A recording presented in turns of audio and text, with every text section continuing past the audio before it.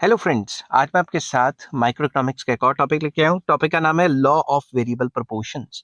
Law of variable proportions वैसे तो मैंने कई बार डिस्कस किया है, मगर अभी मैं जो डिस्कस करूंगा लॉ ऑफ वेरिएबल प्रोपोर्शन, वो डिस्कस करूंगा विद द हेल्प ऑफ आइसोक्वांट्स।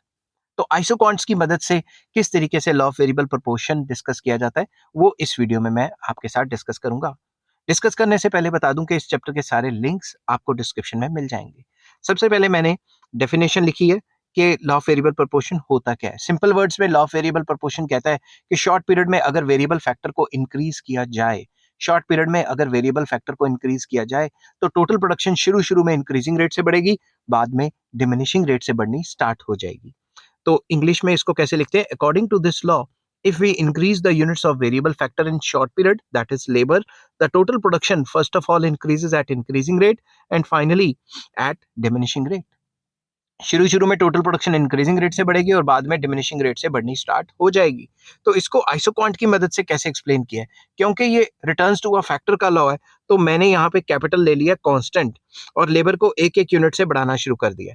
तो जब एक लेबर था तो मान लो आइसोक्वांट 1 दिखा रही है कि 2 यूनिट्स बनते थे। जब सेकेंड यूनिट ऑफ लेबर था आइसोक्वांट 2 दिखा रही है कि 5 यूनिट्स बनते। तो इसमें कितने का इंक्रीज आया? 3 का इंक्रीज। तो मुझे शुरू में दिखाना है इंक्रीजिंग रेट। एक और यूनिट ऑफ लेबर बढ़ाया तो आइसोक्वांट 3 दिखा रही है 9 यूनिट्स। 3 के बाद कितने से बढ़ा? 4 से। तो ये क्या हो गया? Increasing returns. अब मुझे डिमिनिशिंग रिटर्न्स दिखाना है, तो एक और यूनिट ऑफ लेबर बढ़ा तो कितने से बढ़ रही है आइसोक्वांट?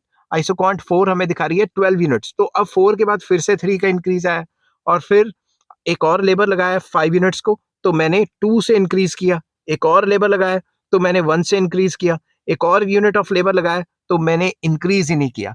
तो लॉ ऑफ वेरिएबल प्रोपोर्शन में आपको पता है ना, एक टाइम ऐसा आता था इंक्रीज होना बंद हो जाता था और लास्ट में एक और यूनिट ऑफ लेबर लगाया तो उल्टा डिक्रीज हो गया।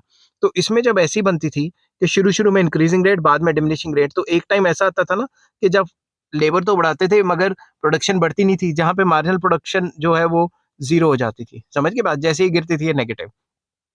तो ये सारी की सारी जो आइसोक्वांट्स हैं ये दिखा रही हैं कि शुरू में आया भाई इंक्रीजिंग रिटर्न्स और उसके बाद आया डिमिनिशिंग रिटर्न्स। तो इस तरीके से आपको पेपर में बनाना है, अगर आपको पेपर में आ जाए तो। आई होप ये वीडियो आपको पसंद आई होगी। अगर पसंद आती है तो please like, share and subscribe. इस चैप्टर के सारे लिंक्स आपको डिस्क्रिप्शन में मिल जाएंगे। Take care, bye bye.